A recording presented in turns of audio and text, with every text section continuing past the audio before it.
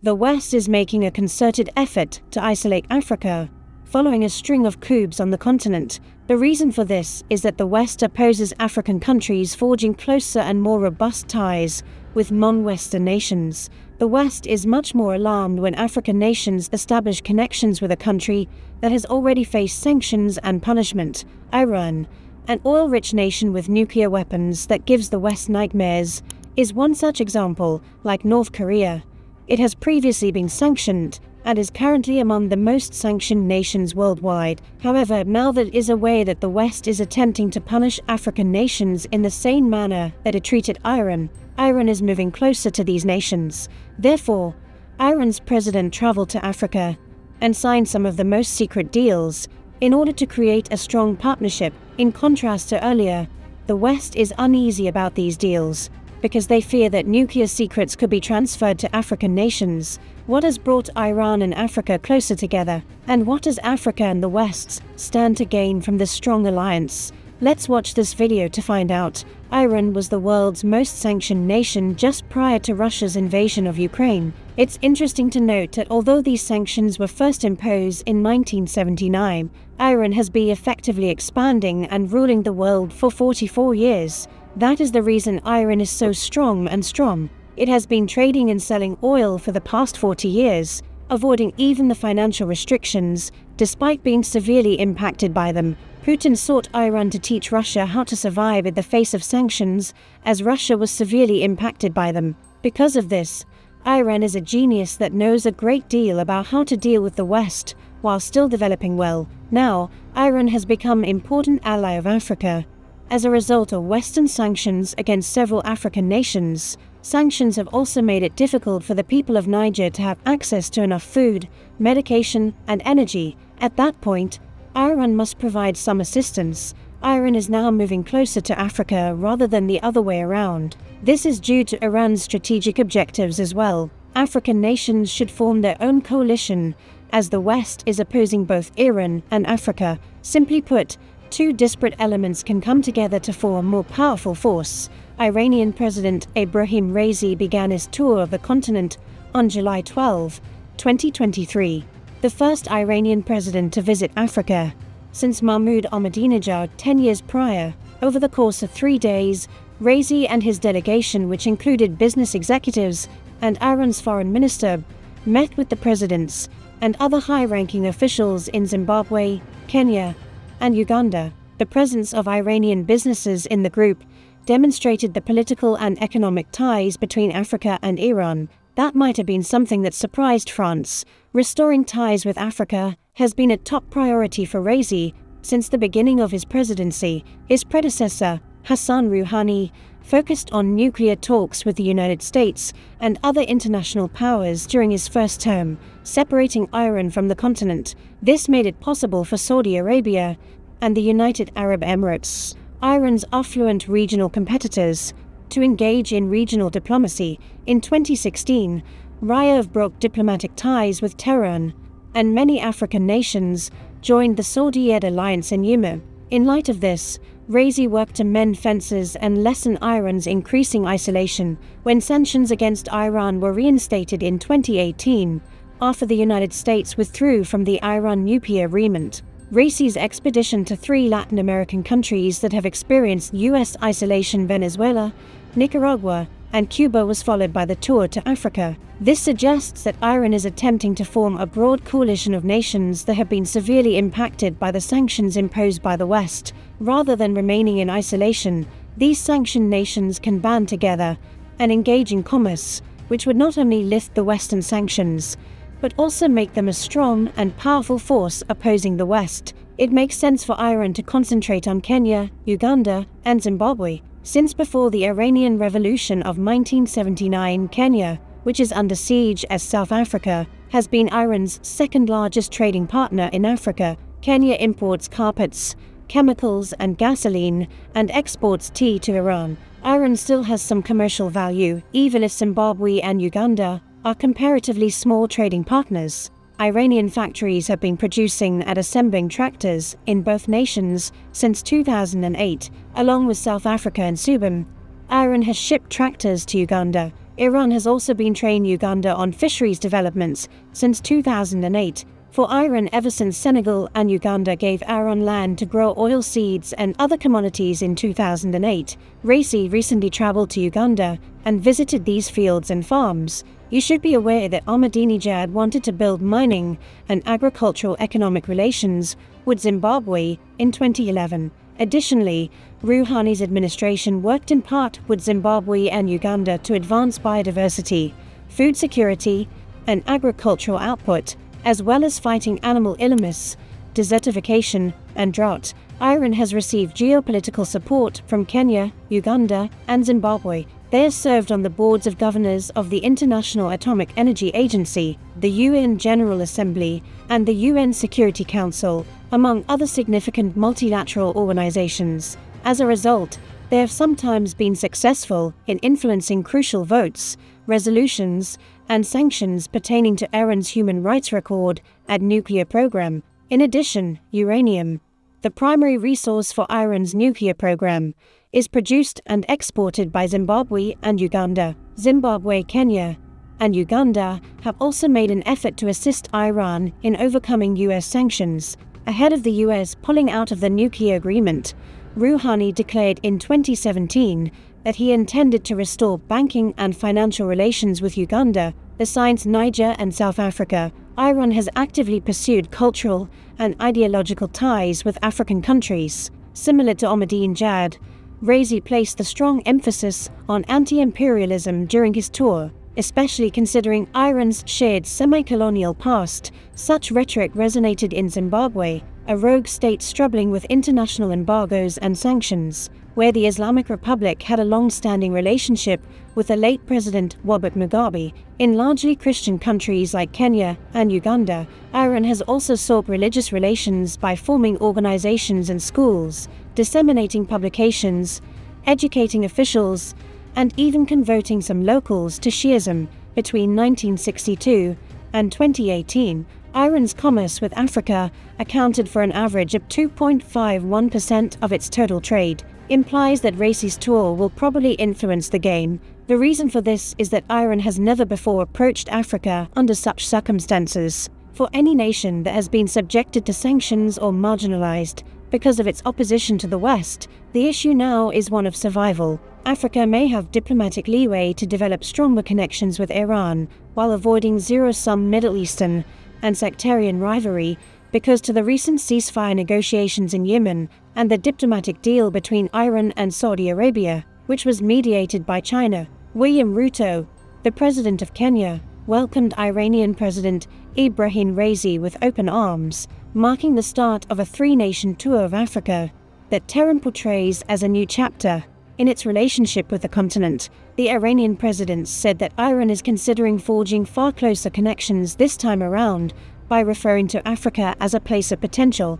The African voyage of Traoré, which also includes Uganda and Zimbabwe, is the first by an Iranian president in more than 10 years, and is an effort to broaden economic connections in the face of crippling US sanctions. Iran increased diplomatic ties with underdeveloped countries following the US in 2018. President Donald Trump withdrew from the nuclear agreement and reinstated sanctions.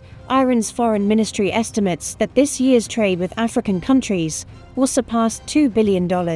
Before speaking with Ruto in Kenya, Traoré was given a formal greeting at the presidential palace. The trip to Kenya, East Africa's economic superpower, gives both nations a chance to reevaluate and revitalize their bilateral ties for the benefit of their respective populations. Speaking in Uganda during his infrequent trip to Africa, Traoré vehemently denounced the backing for homosexuality by Western countries, defining it as one of the dirtiest periods in human history. This position is consistent with Uganda's recent anti-gay laws, which have been widely denounced internationally, while in Kenya, Traoré alluded to Africa as a continent of opportunity and a key platform for Iranian products. He emphasized the need to increase trade beyond its existing level, citing Iran's petrochemical know-how and Africa's mineral wealth, information, communication, and technology, fisheries, animal health, and livestock production. and investment developments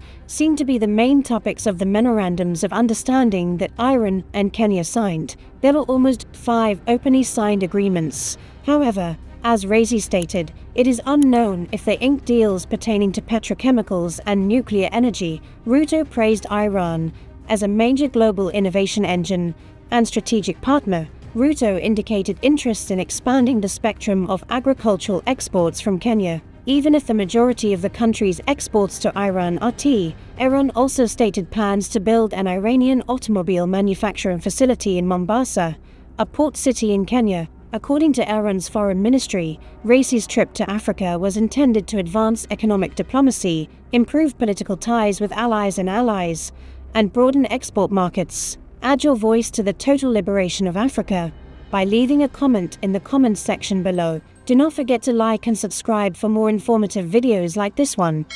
Let's proceed. Iran's travel to Africa and other diplomatic efforts aim to forge deeper international ties amid a deepening nuclear program conflict with Western countries. Iran's economic problems are made worse by US sanctions, and the US continues to accuse Iran of supporting Russia's drone production in relation to the situation in Ukraine. The United States and Kenya, an East African economic powerhouse and ally, have already participated in strategic civil nuclear cooperation. Uganda has now said that it supports Iran's nuclear program. With the technical assistance of the China National Nuclear Corporation, the nation is attempting to build a nuclear power plant. Zimbabwe, similar to Iran, is sanctioned by the US. Earlier this year, a Zimbabwean ministerial delegation traveled to Tehran and reached agreements to strengthen ties, especially in the petroleum trade. After visiting Kenya, Raisi went to Uganda and then Zimbabwe to talk with President Yoweri Museveni on commerce and bilateral relations, as Iranian President Ibrahim Traoré wrapped up his 3-nation African tour. He signed 12 agreements with Zimbabwe to strengthen their bilateral ties. When the Iranian leader's plane touched down in the capital, Harare, on Thursday, Zimbabwean President Emmerson Mnangagwa welcomed Raisi as his brother on the tarmac at Robert Mugabe International Airport. Hundreds of people, many of whom were members of the Muslim community in the southern African nation, held welcoming banners. Mnangagwa spoke to a crowd gathering around the 2 chiefs of state, who were waving Iranian and Zimbabwean flags. No president would say that about the president of another nation, demonstrating how much deeper the links are than the outside world realizes. The president of Zimbabwe added that Iran was Zimbabwe's ally when the country went to war. Later on in the day, plans to develop a tractor manufacturing plant in Zimbabwe with an Iranian company and a local partner were outlined in the 12 agreements that were signed. Other agreements cover research, science, and technology projects, as well as cooperation in the fields of energy, agriculture, medicines, and telecommunications. Whether Iran and Zimbabwe signed any nuclear deals is still unknown, though. It seems improbable that nuclear negotiations would have been made in an open manner, given the restrictions imposed on Iran because of its nuclear program. For this reason, the Iranian president's trip to Africa has caused the West to become increasingly concerned. The West watched his visit with eagerness at every turn. Raisi's African journey is part of Iran's efforts to gain diplomatic support and lessen its worldwide isolation, as both nations are subject to US sanctions. Iran's collaboration with Zimbabwe and the African continent, according to Raisi, this has a lot of promise and might benefit both sides for advancement. Without mentioning the anticipated size of the Iranian investment, Mnangagwa said that Zimbabwe welcomed investments in a number of economic areas. For the West, this is a clear message. In the past, only Western and European businesses would invest in and take use of the natural riches found in African nations. The agreements were usually unjust, granting Western corporations unfettered mining rights in exchange for low taxes. But if a nation like Iran joins, it will not only lead to competition, but also give African nations a chance to determine which pattern works best. Raisi's journey, according to Iranian Foreign Ministry spokesman Nasser Kanani, is a new turning point that might improve trade and commercial relations with African countries. He pointed out that Tehran and the 3 African nations had similar political philosophies. However, Interacting with Africa involves more than just three nations. Iran has held discussions with two African nations ruled by military juntas, Niger and Burkina Faso. Iran is aware that these African nations will find it difficult to manage the situation following these coups. Iran started negotiations with both nations for this reason. Bakary Sangar, the foreign minister of Niger, who was leading a team to the Islamic Republic of Iran, met with Hossein Amr-Abdollahian, the foreign minister of Iran. They discussed the most recent internal events in Niger, as well as a range of other issues of shared concern, such as bilateral and international ties. Amr-Abdollahian underlined the Islamic Republic of Iran's moral position on deepening ties with African nations. He emphasized the importance of strengthening international collaboration in the fields of politics, economics, science, and technology, in order to further the interests of both countries.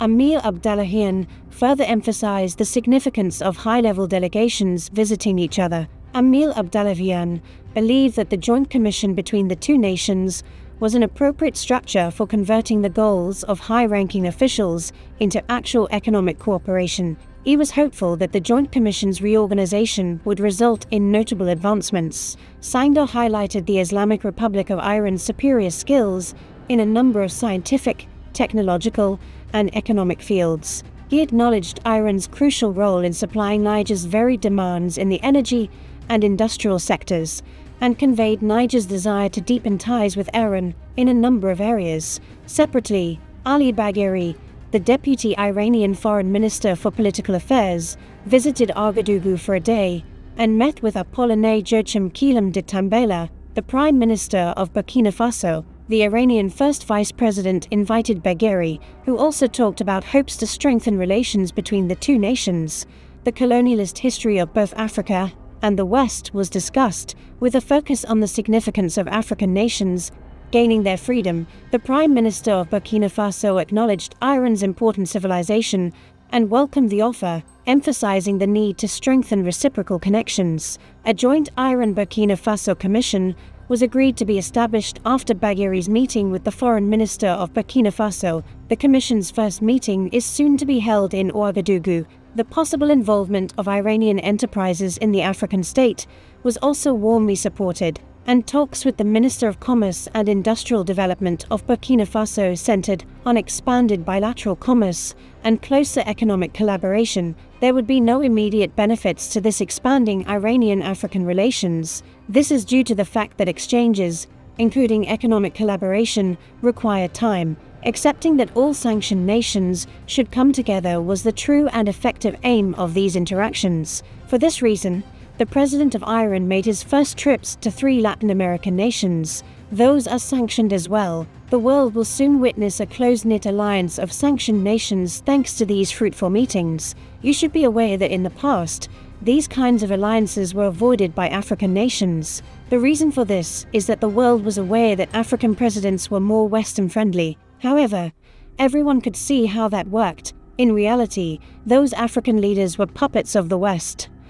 African nations are now respected as the world watches them make decisions about their future. In a meeting with Olivier Rwanda, the foreign minister of Burkina Faso, in Tehran, Iranian President Ibrahim Traoré commended African countries for their tenacity in the face of colonialism. Currently ruled by the military, Burkina Faso and Mali have cut military ties with France, their former colonial power, in favor of closer ties with Russia. Likewise, Niger has seen massive demonstrations demanding the removal of French troops. The country's former colonial ruler, where a military junta assumed power in July, Traoré praised African nations' resilience against colonialism and terrorism during the meeting, describing it as an indication of alertness and waking. While not expressly mentioning France, his remarks suggested support for the positions taken by these nations. Following 2 military takeovers in 2022, the ruling junta in Burkina Faso demanded that French troops leave the country. During talks with Rwanda, Traoré stated that Iran is open to sharing its successes and experiences with friendly African nations. Rwanda expressed a wish to strengthen bilateral ties with Iran in return for the interest. This is consistent with Iran's larger initiatives to fortify relations throughout Africa. to mitigate the effects of severe sanctions that have been in place since the US pulled out of the nuclear agreement in 2018. The ECOWAS sanctions now in place in the Western nations have severely impacted Niger.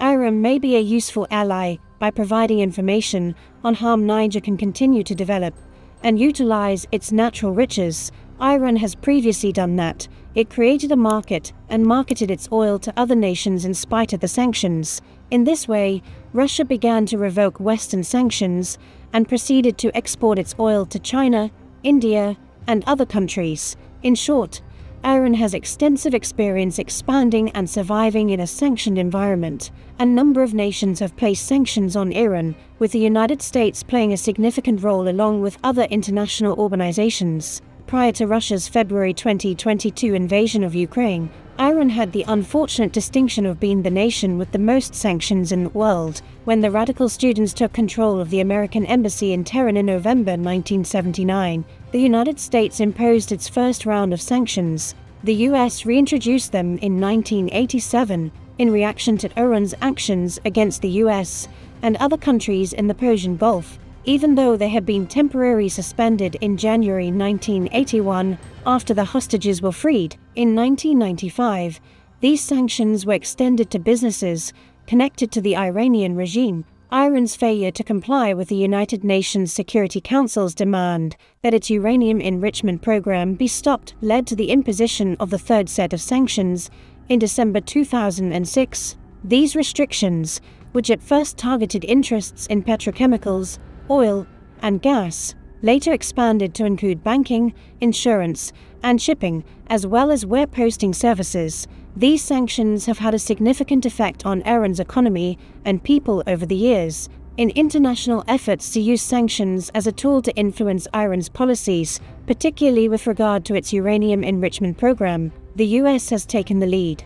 Iran argues that it is only using nuclear for benign purposes. The Joint Comprehensive Plan of Action, which outlined a framework to lift the majority of sanctions in exchange for curbs on Iran's nuclear program, was the result of nuclear negotiations between Iran and Western nations in 2015. UN sanctions were lifted in January 2016, after the final accord was approved in October 2015, but in 2018, the United States pulled out of the JCPOA, reimposing sanctions in November and increasing them in 2019 and 2020, with an emphasis on the banking industry in Iran. Iran was later added to the FATF blacklist on February 24, 2020. Iran may be a strong ally for African nations in addition to teaching them how to avoid sanctions. While having ties with Iran can send a strong message to the West, this connection can also help African nations improve their industry. Should African nations continue to forge relationships with non-Western allies like Iran, Russia, and China?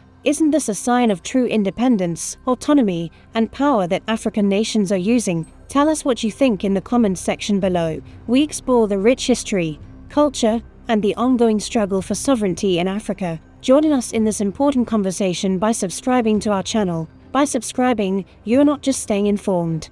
You're becoming part of a movement dedicated to reclaiming Africa's rightful place on the global stage. Hit that subscribe button and turn on notifications so you never miss an episode. Let's work together to spread knowledge and inspire change. Thanks for watching.